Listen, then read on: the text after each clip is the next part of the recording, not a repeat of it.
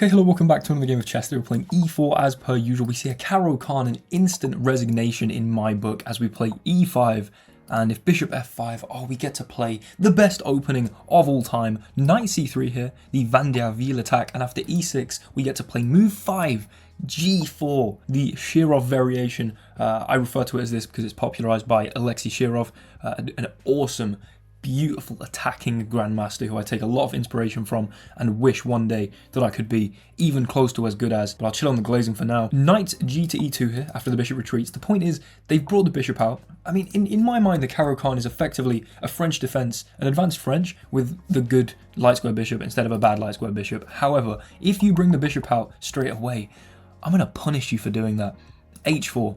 We're going to go after the bishop as quickly as possible. h5 here, we play knight to f4, elucidating why we actually put the knight on g2. A lot of people don't understand that move. It's because if h5, or this is one of the many reasons, it's because if h5, we can then play knight f4, pressure on the bishop, pressure on that pawn. Now, bishop h7 is the best move, but it does hang the h-pawn, allowing us an outposted knight, or not strictly outposted because they do have the move g6 to eventually remove the knight. However, if they do go bishop h7, it's kind of hard to play that move and convince yourself that it's good to give up this pawn. So instead, they play knight to e7. Okay, now this is still a good move.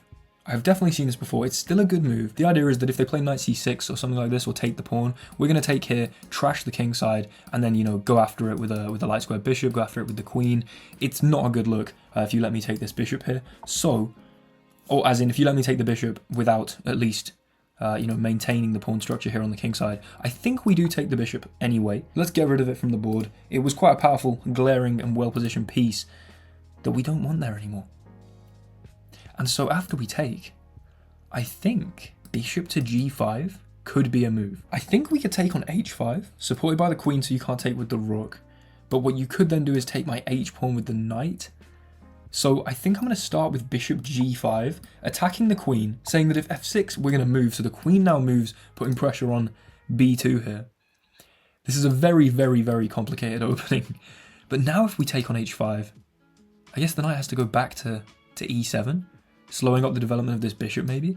Or we take on e5 and they take here, which is a little concerning, hitting the knight. Wait, they take on b2, we take on g6, they take my knight, I play bishop d2, they take the pawn on d4, we take on f7, king here. I have absolutely no idea if that's a good idea. In fact, what I'd almost like to do is play queen d2 such that if they take, we can go rook b1, the knight's held, the rook's then held, the pawn's held, we can get in here onto b7 perhaps. We could immediately go for knight a4, and if they go check, hitting the knight, hitting the king, we have the move c3, which kind of builds up this nice connect 4 pawn chain and lets the queen here from d1 defend the knight on a4.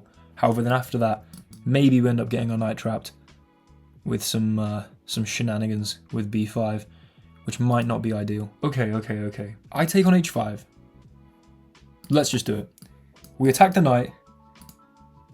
Seems like a reasonable idea. If it drops back to e7, I think that's a success for me in the sense that we slow down the development of the bishop and could maybe even, take on here first, then maybe queen takes, and you don't get your sort of ideal bishop-queen battery towards f2. Now, I'd be very interested to see queen b2. I think that's an extremely aggressive option, but one in which I'm quite happy to play, because then the b-file's open, and once the b-file's open, potentially this king just finds no safety anywhere if we can infiltrate with the rook. But if they take, I don't even know what move I'm going to play if they take. I should probably know that. I guess, does knight a4 there work? They do, no way. If I play knight to a4, we attack the queen. Simple. Knight to a4 then means if the queen goes... In fact, the queen has to go to either a3 or b4, right? If the queen goes to b4, I think we play c3, hang that pawn, and then return with the bishop. Knight here, queen b4, c3, we just win the game. Because the knight holds c3 backwards, so you can't play queen takes e3. What am I talking about? So knight here, queen a3, c3. This is hanging. Oh my... Boys, here. I play c3 to defend the knight. If you then save your knight, does bishop c1 do what I think it does? I think, and I don't think I'm completely crazy here, that if queen a3, c3, and then knight e7, bishop c1 traps the queen. And if you go b4, we've already established that c3, you have to move the queen again. The knight's then protected, and we take this knight. And you definitely have to move your queen right now. You cannot go here, you cannot go here, or here, or here, or to any of these squares, or to here in fact, or to here, or to here. You have two moves with the queen, and it's these blue moves here, highlighted on a3 and b4, both of which we play c3, then this knight's hanging. I think we just win the game with knight a4. This is unreal. Queen a3, c3. We shut off the queen's access here, open up our queen's access to the knight. We hold this square, we hold this square, we hold this square, we hold this square, we hold this square back with the knight, this square with the queen, which the queen can't even move to, and now they take here to open up the queen's retreat this way, but I think we can just grab the knight. And if they'd moved the knight, bishop c1 would have trapped the queen. I love this game. Okay, the question is though, this is definitely an interesting move, some interesting counterplay. Because if I take, they save the knight, then if bishop c1, the queen can oh, it's got b4. It's only got b4. That's insane. Right now, by the way, the queen still doesn't have any moves. But if I go and threaten it, it gains that you know, this protection of e7 dies and it can go back to e7. But if we threaten the queen, it does go back to e7. Only move, right? Then take here. That could seem fairly reasonable. And then we could recover the knight after. Or we take this straight away. But then I think there's some shenanigans on c3. Okay, we're going to go for bishop c1, forcing queen e7. That is the only move for the queen to go to, which also sort of locks in the bishop a little. I think this move, playing this first, admittedly, yeah, we're sort of regressing our bishop back to its original square, but it's still very, very flexible from there. Now we can pick up the knight. Although maybe we've just really weakened h4 by allowing the queen to attack that for free. Maybe we just go back to g5. That'd be quite funny. Should we?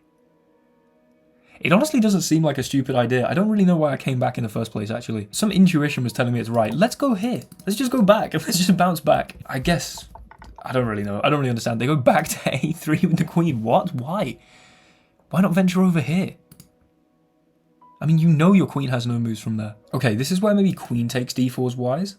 Because instead of pawn takes d4, opening up a potential bunch of moves over here, even though none of them are actually possible yet. Queen takes d4 could be a good shout. Also, bishop here with check seems to make some sense. I want to go after this as well. What about just bishop d3? You know what? Bishop d3. Let's play it. Let's go out. Let's just attack the king. Let's not worry about our sideline knight. And let's not worry about trying to exploit this trapped queen. The exploitation of that fact is that it's trapped in itself. We don't have to do anything else. We take here now. Oh my word.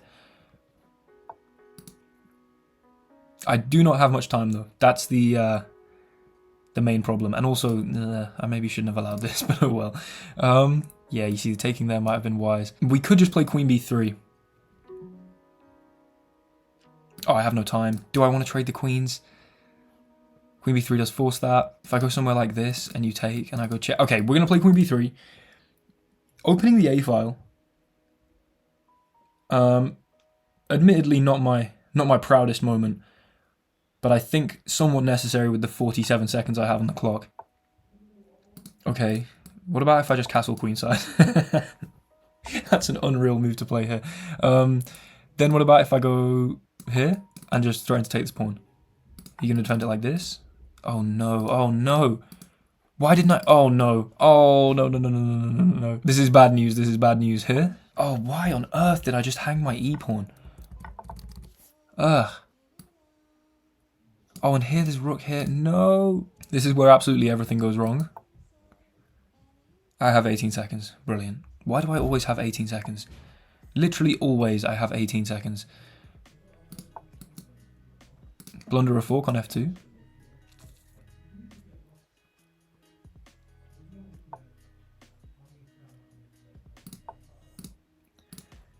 We open this up, I guess, and threaten the knight.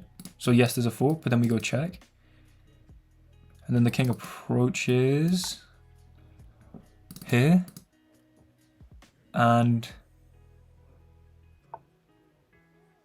I take this, and you take this, and I go check and win back the knight, I think.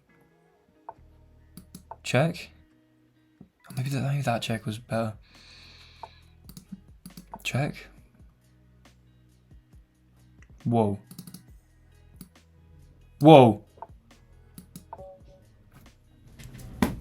This game's just too easy. It's just way too easy. Add that to the list of the Will Taylor Chess Christmas calendar night checkmates. We've had 2 so far and it's day 3. Let's analyze. Okay, so here we are in the analysis. If we scroll down, it was clearly a mess.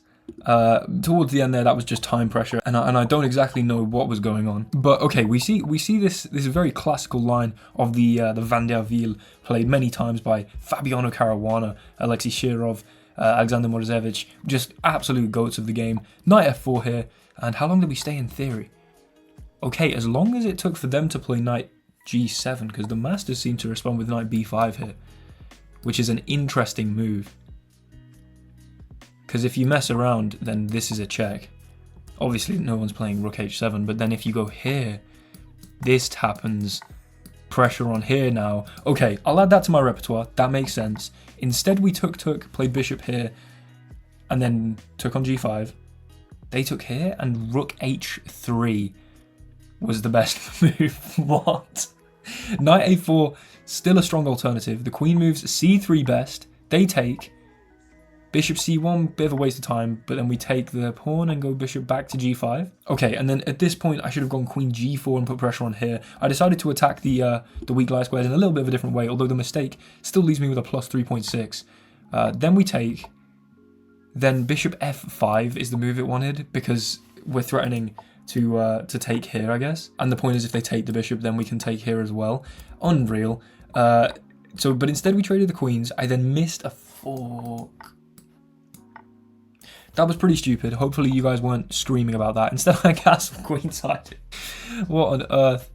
Oh, b5. Okay, so what on earth? That's why that was a blunder. Because b5 traps my knight. I literally mentioned that b5 might trap my knight super early in the game. I guess I'd have apparently rook d4, but then there's a check. Then when I go up and you take, I guess I can take, but this looks a little more drawish. So yeah, that was definitely a mistake, but they missed it. I then, I guess, brought the king up, but this is the point where I had 40 seconds left and started panicking. Then again, I missed the fork on b6. Oh dear, but we're still winning. I mean, if we look at the graph here, missing the fork on b6 really didn't do a whole lot to said graph. And then from here on out, with 18 seconds left, somehow, f5 best move. Again, I went ultra instinct. Attack the knight with bishop e2, take here, check, check, check, mate. I don't know how I end up doing this. I stumble through the game, and then with 15 seconds left, go ultra instinct, play all the best moves, and checkmate the opponent with a knight. I mean, of course I'm going to upload this video, because what on earth? Like, how? This checkmate's just beautiful. It only really all went wrong when I castled queenside. Apart from that, we were still just sort of winning for the whole game. Castling queenside, clearly not the greatest move, but only because they had this b5 move trapping my knight, and then this counterplay with the check and picking up my knight. So yeah, I think, to be honest, the only thing that I'm annoyed about in that game, the only thing that I'm, disappointed with myself for, is just missing the opportunity to play knight b6 twice. That's a bit unforgivable. So knight b6 here, at least it's a little bit of a dank tactic. I was getting a bit low on time. To be fair, it's all after I had less than 45 seconds left. And then yeah, missing knight b6 there is also a bit criminal, but I wasn't really paying attention to what my opponent was doing. I was expecting them to trade here, and then when they didn't, I thought, oh, right, well, how do I attack? Instead of looking at this knight on a4 that could easily have jumped in there. Hopefully you guys weren't screaming at your screens for me to play the fork. I guess let's just point out that when it really mattered, I did find knight b6. I guess this resource would not have been possible if we'd gone for the fork. So, all part of the plan, and we just get another disgusting checkmate. Thank you so much for watching day 3 of the Will Taylor Chess Christmas calendar. This is the 3rd of December. If you're watching this on the 3rd of December, good job for watching it as soon as it came out. Well done. Thank you very much. I appreciate your support. But yet another disgusting victory for the Shirov variation against the CARO KANN. Once again proving that the CARO cannot, or the CARO kann nicht for my German audience. Thanks so much for watching. I'll see you tomorrow with another one. Like, comment, and subscribe. Goodbye.